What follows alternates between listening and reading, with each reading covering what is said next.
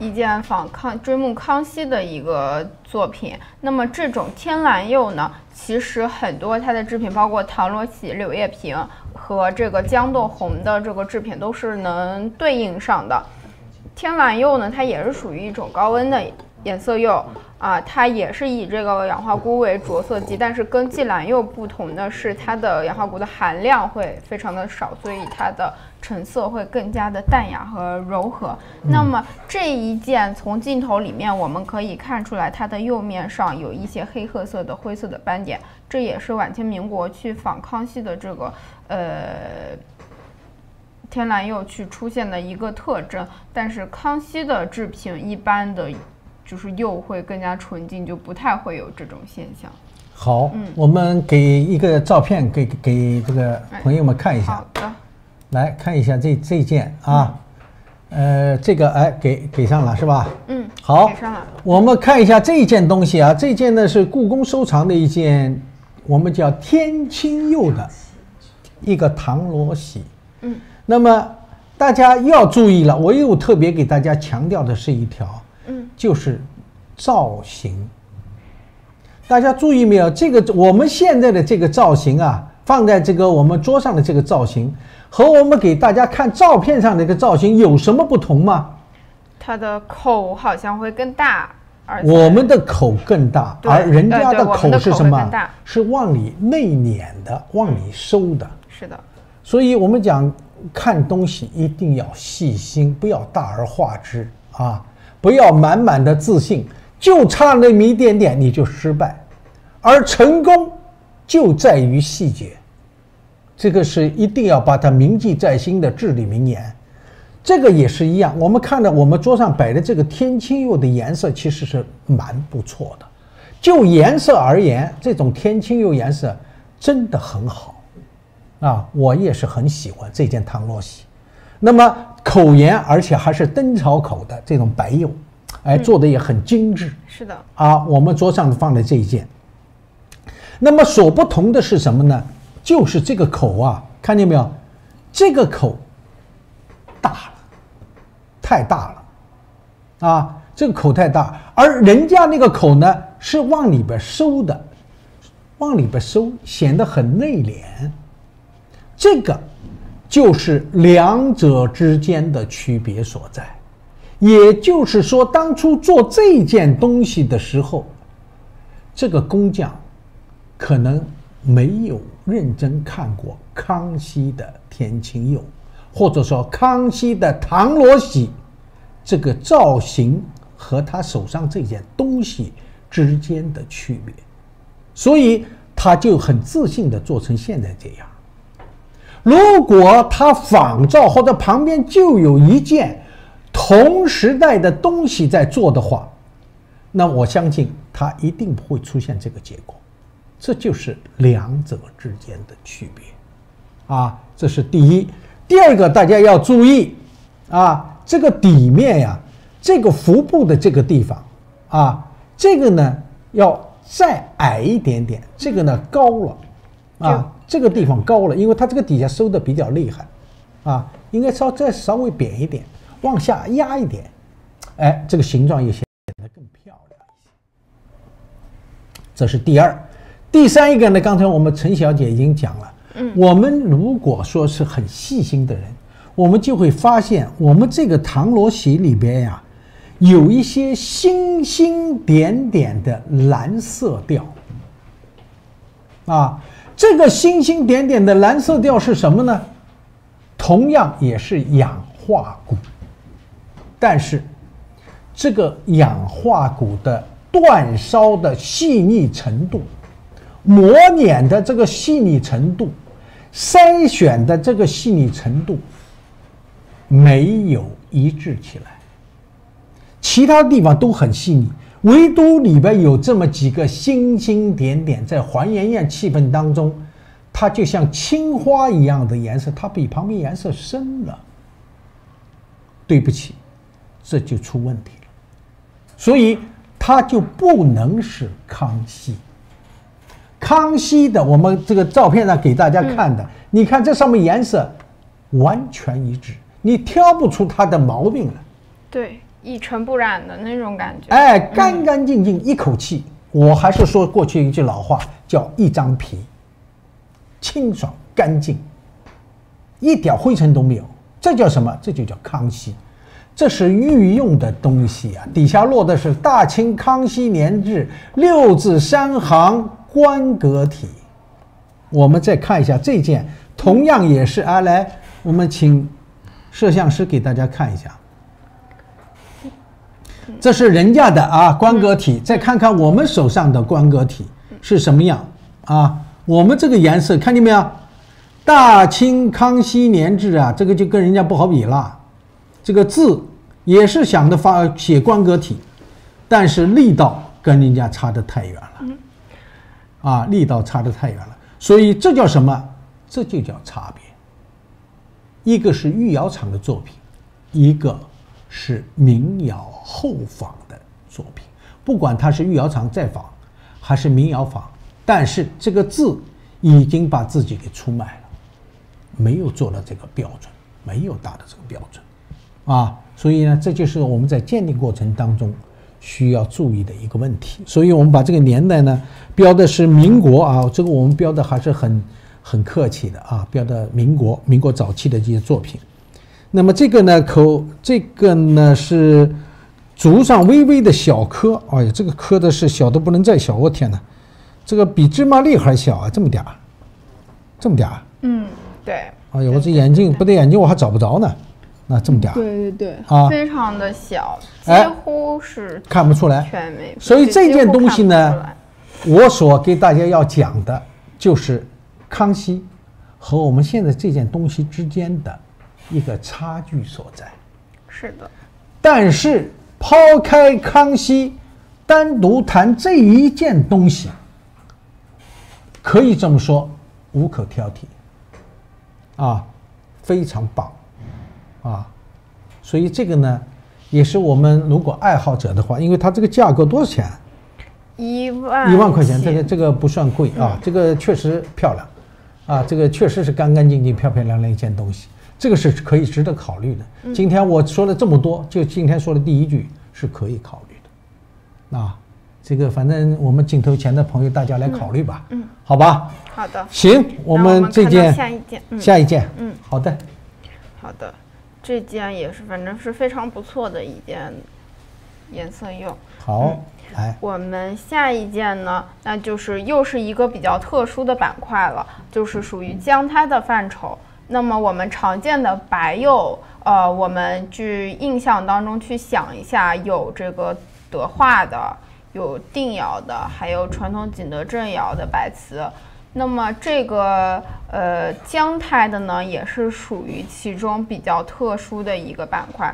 姜胎呢，它是它的胎质会和传统的瓷胎有不同，它是用细泥浆淘洗后，然后做瓷胎的一种瓷器。它的胎体啊，整体手头会非常的轻，胎体比较的轻薄，而且它的这个身上会有这种细碎的开片，并且我们如果用强光灯去照它的话，它是照不透的，这是姜胎瓷器的一个特征。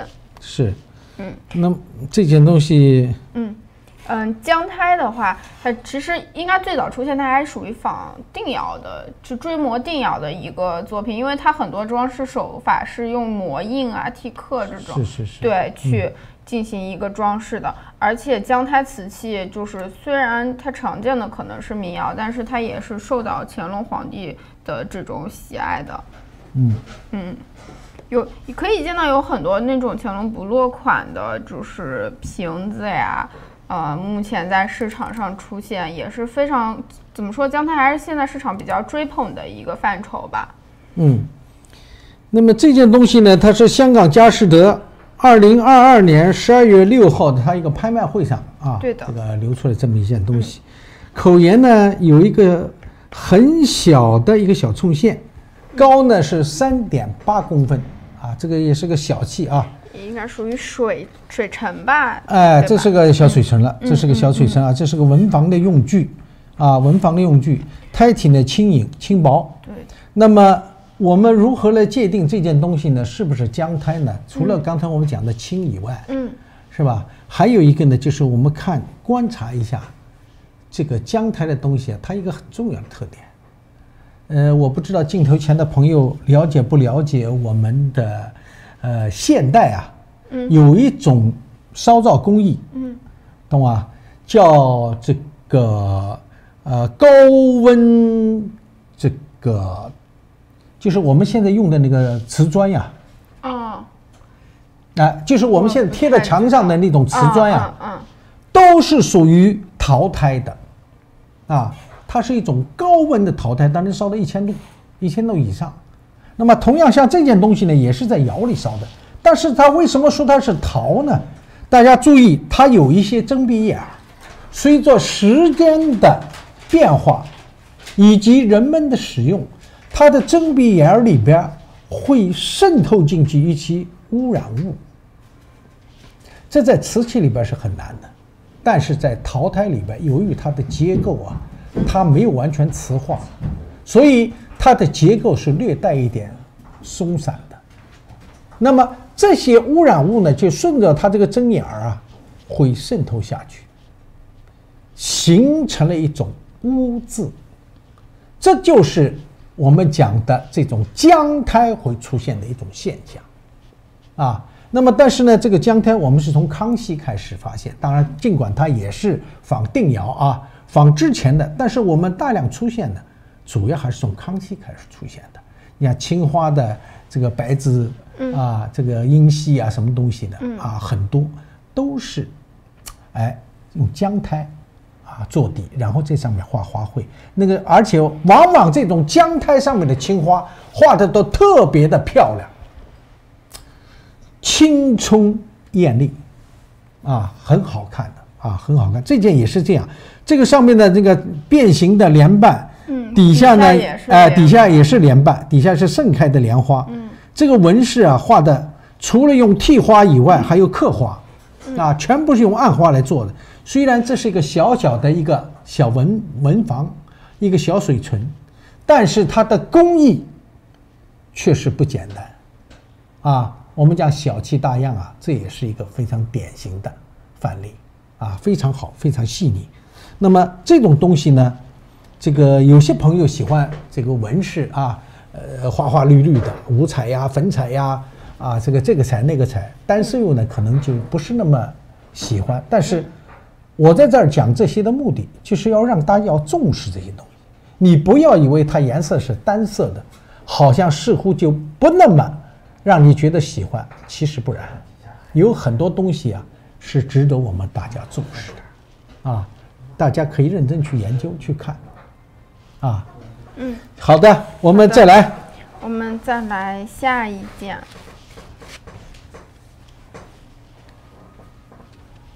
好的，下一件就是比较传统的一个龙泉窑的作品了。其实龙泉窑它这个虽然说我们现在好像市场上就是其实也是比较热门，但是可能大家更关注一些明清官窑瓷器而被忽略的一个品种。其实龙泉窑是中国就是瓷器史上非常重要的一个窑口，而且它的生产规模是非常壮观的。我记得就是当时说这个烧制龙泉窑是沿着它的烧制龙泉窑的这个窑，它是要沿着山坡往下去就是建非常长的一个好像叫那个龙窑是吧？对，去进行一个烧制，而且它的规模相当的庞大，是南北两个窑口，就是南北受到北方汝窑的影响，南北两个交融的最后的一个产物。而且像有名的马黄瓣什么的，都是属于龙泉窑的这个品类。是。今天呢，我们看的这两件东西呢，大家可以看一下中间是贴的双鱼这个我们浙江人的习俗从唐代以后、唐宋以后都有一个习俗，喜欢用鱼来代表年年的丰收盈余，年年有余。所以叫年年有余。直到今天，我们浙江人呢，过年过节这个一定会有一道菜，一道菜要吃鱼。是的这个正月15上灯的时候，一定里边有鲤鱼灯。有金鱼灯啊，鱼是必不可少，这是当地的习俗。再一个呢，这个龙泉窑啊，因为是最早创烧是在南宋，然后呢，真正烧起来，这个是创烧期，一直到北宋，它的颜色呢，我们讲北宋龙泉呢，有点受越窑的影响，叫黄龙泉，啊，当然也有一些绿的。原因在哪儿？就是它烧窑的时候用的是青还原岩，所以颜色呢是偏黄不偏绿。真正到了这个青瓷的顶峰时期呢，是在南宋，它用的釉也不一样，北宋用的是石灰釉，南宋用的是石灰碱釉，釉层也变得比较厚了。所以当时我们宋人呢，追求类玉类冰，就是追求玉的效果，所以釉呢特别的滋润，特别的肥厚，所以我们看到南宋的这个梅子青啊、粉青啊、冬青啊，特别的舒服，对特别的肥厚。那么这一切呢，都是我们当时的工匠啊，就地取材，利用本地的瓷土用本地的紫金土来配这个胎釉，所以才得到了意想不到的结果。所以龙泉窑的作品呢，我在05年的时候，曾经在上海专门搞了一个特展，这个一下子轰动全世界。这个是我没想到的一件事情，因为我对网络文化不是特别清楚，我只是异想天开的认为，龙泉窑在这个我们从事这项工作以后啊，海外包括我们业内很多人不太重视它。从我心里来讲呢，是有点不服气的。我认为我们中国的青瓷杀到顶，能够做到顶峰，是在我们的南宋的龙泉，但是没有人重视它，怎么办呢？2005年我搞了一个特展，一下子轰动了全球，所以那个时候开始，整个全球的龙泉窑的价格全部起来了，是吧？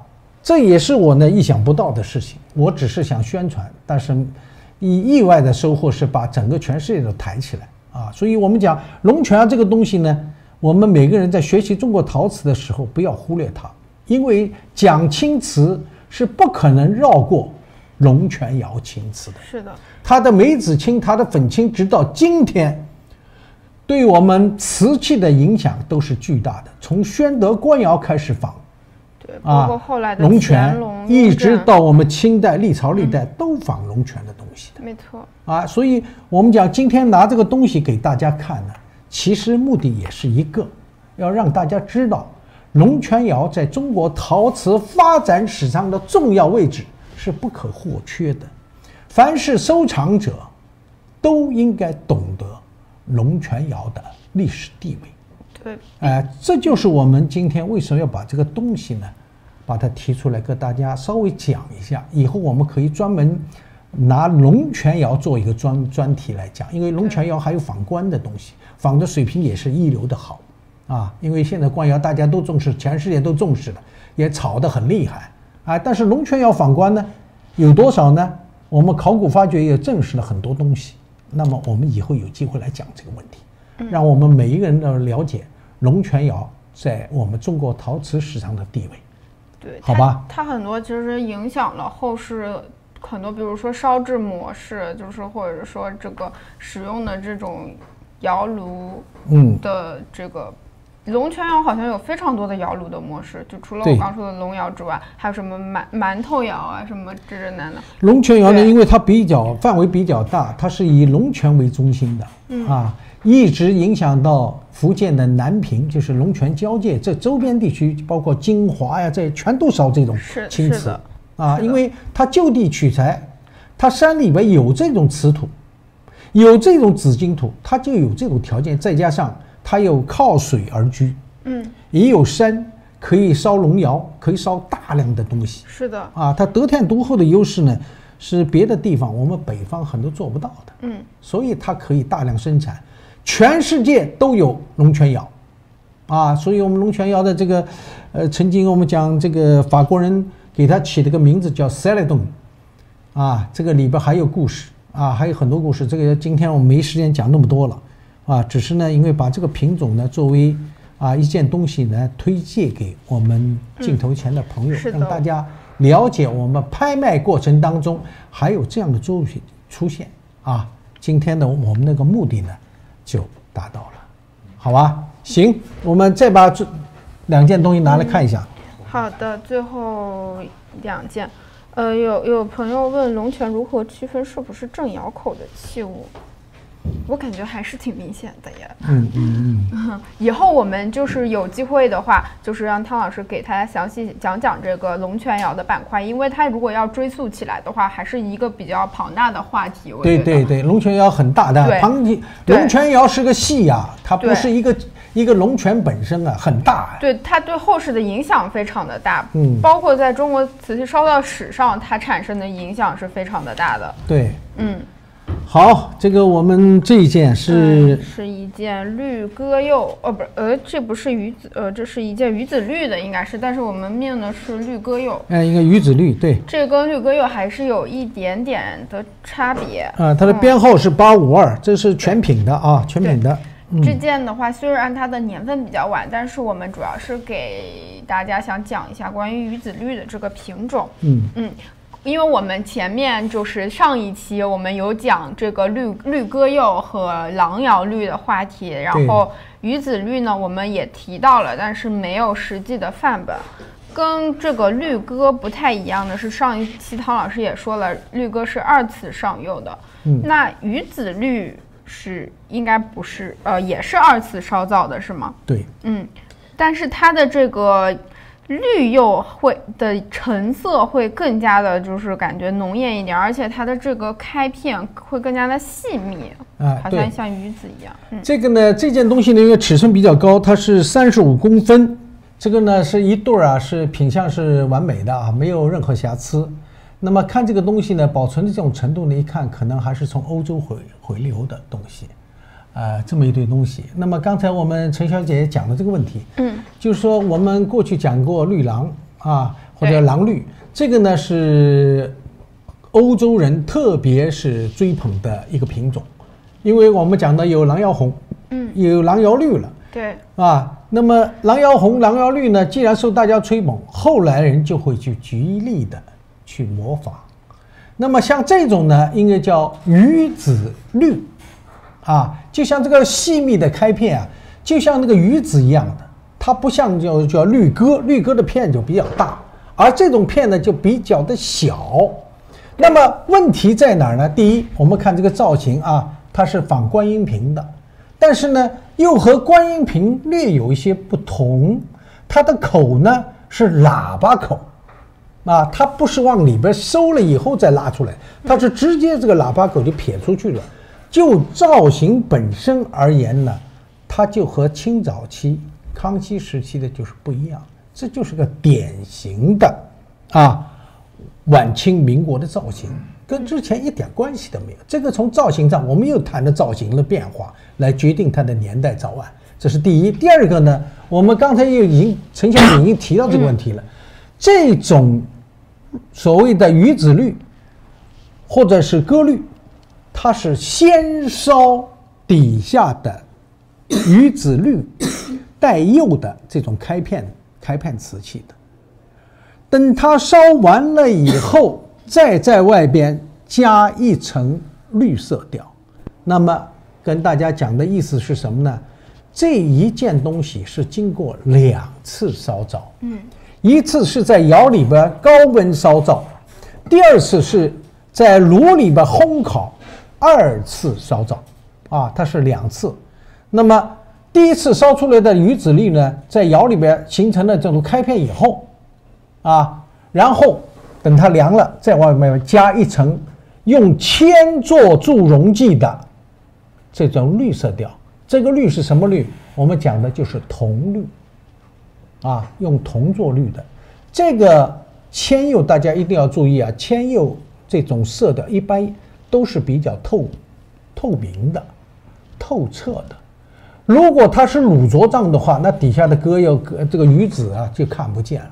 所以用这种用铅做助溶剂的这种绿釉覆盖在上面以后呢，它不会影响我们看到下边的那个釉面的开片，这就达到了所谓的鱼子绿的这种艺术效果。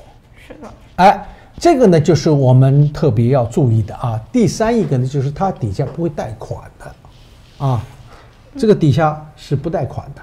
这个同样我们在绿郎历上面也是一样，它一定是不带款的。如果带款，这个东西又有问题了，啊，一定会有问题的。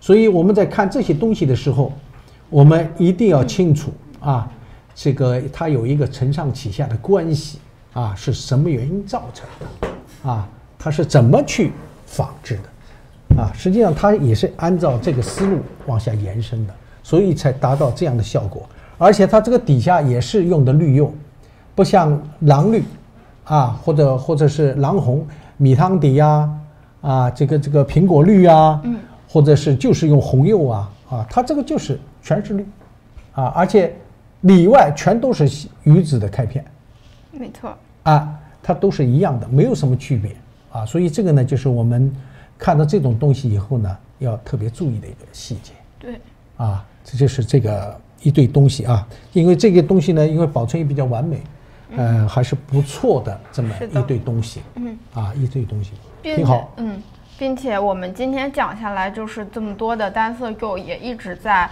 就是重复的说关于造型的问题。其实对于单色釉来说，造型还是非常重要的。造型决定也是就是考虑它这个年份早和晚的一个鉴定的一个方面。所以这个呢，就请大家注意啊，特别注意。而且呢，还有一个它的圈轴，看见没有？它这个圈轴往外撇，按道理来讲，早期的话它是2层台，它这个不是的。除了撇以外，它底下这个2层台它是看不出来的，你看见没有？很浅的这么一点点啊。所以这些问题呢，都是直接说明了它的年代一定不会在前的。是的啊，每一个细节大家要认真注意一下，这个问题就解决了。好吧。好的，那行，那我们今天的直播就是到这里。